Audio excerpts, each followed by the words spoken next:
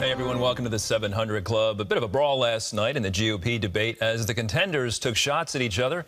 Newcomer Vivek Rama Swami came out swinging, and his opponents were quick to punch back at the rookie. Christie called Ramaswamy an amateur and compared him to former President Obama. CBN News White House correspondent Abigail Robertson reports on all the fireworks in Milwaukee. The 2024 GOP primary now officially feels underway, and the 8 candidates on stage hope the energy from the first debate builds some much-needed momentum on the campaign trail. The debate afterglow isn't expected to last too long, with news coverage turning back to the frontrunner as Trump turns himself in later today to Atlanta's Fulton County Jail for his most recent indictment. He's expected to be released on a $200,000 bond. Reporting from Milwaukee, Abigail Robertson, CBN News. All right, Abigail, thank you so much. CBN News chief political analyst David Brody joins us now. David, go to it. What are your impressions from last night? Go to it. Good night, everybody. I'm going to take 12 and a half minutes.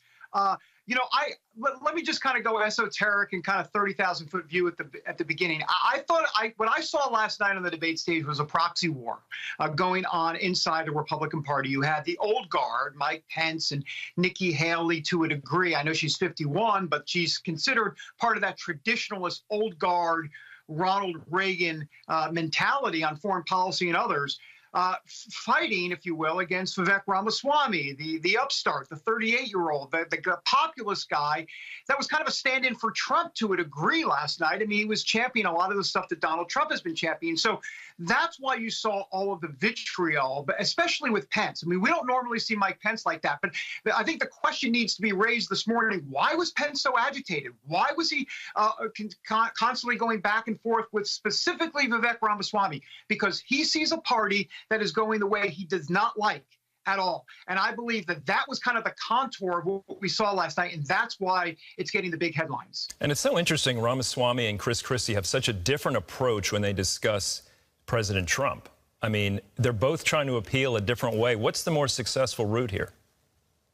Well, clearly it's Vivek Ramaswamy has the more successful path because the party, poll-wise and otherwise, are with Trump. And therefore, if they're with Trump, anytime Vivek Ramaswamy supports Donald Trump in anything he does, he's going to get the applause lines. And if you noticed last night, Andrew, Vivek Ramaswamy, when he was asked for a show of hands, he wouldn't raise it really high about whether or not he would support President Trump on X, Y, and Z. I mean, he was the first one up, and my hand was very, very high. Everybody else was kind of like looking around. I guess I'll support him if he's convicted of a felony. They weren't quite sure. But Vivek was very strong. Christie, on the other hand, look, Andrew, this is personal for Christie. He was passed over for vice president. Donald Trump and him have a long history. There was a falling out. So a lot of this is personal as well for Christie. This was a big opportunity for Ron DeSantis to shine. I don't think he really moved the needle. He wasn't even really attacked much, so maybe they don't even see him as a threat. Where is he after last night? Well, I think that's actually a very astute observation. The fact that he wasn't the center of attacks suggests, to me at least, that maybe he's not the biggest factor that we thought, or the big factor we thought all along. Look, he had a marginal okay debate, but marginal and okay ain't going to do it for DeSantis. He needs something bigger and better. The other problem for DeSantis is he's trying to be too cute by half. I mean, he's not really answering questions like on Ukraine aid. You know, would you cut off funding for Ukraine? Ramaswamy, yes, I'm going to cut off funding for Ukraine. DeSantis, the hand kind of goes up, actually goes down, and it's a waffle answer. And so, you know, he had some moments, but it was few and far between, definitely not enough to move the needle. What about Tim Scott and Nikki Haley? After last evening, has their position changed? Did they generate any more buzz? Well, you know, it depends. I mean, first of all, I think Nikki Haley had a good debate, no doubt. Tim Scott was fine, too. You know, Tim Scott was kind of in the background mostly. I mean, he was kind of like the elder statesman type guy. I mean, he's been around for a while now. And so I thought he was good. But he didn't stand out. And I think in this crowd, you have to stand out. As for Nikki Haley, she had some good zingers, some good one-liners about, you know, it takes a woman to get things done and all of that. though she definitely heard any sort of VP chances when she said that Donald Trump is the most disliked political candidate out there in America. I think that there went her VP chances. So, but she had a good debate as well. Yeah, before we get to Trump, Asa Hutchinson and Doug Burgum, how long are they going to hang around? I mean, why are they running for president? Well, can we have some silence for 5 seconds? I don't know. I mean, honestly, they want to raise their profile. And I say raise their profile. One's a former governor, well, they're both former governor, or excuse me, anyhow, they're both governors.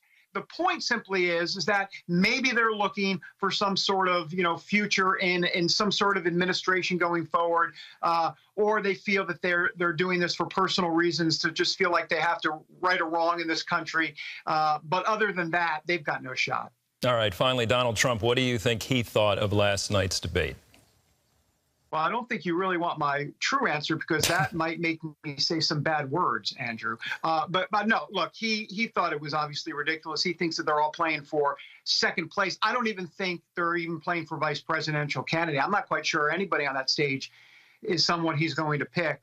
Having said that, look, I mean, he's over on X, Twitter with Tucker Carlson doing 164 million as of this morning, 164 million views. Now, I understand that doesn't mean everybody's watching the whole interview, but the point is he didn't need the debate. And honestly, even though Donald Trump wasn't at the debate, he really was, if you think about it. He was in the crowd.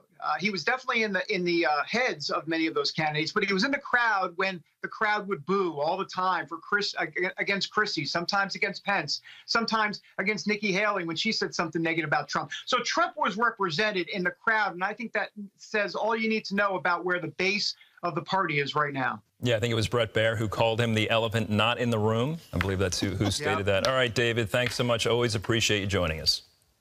You bet.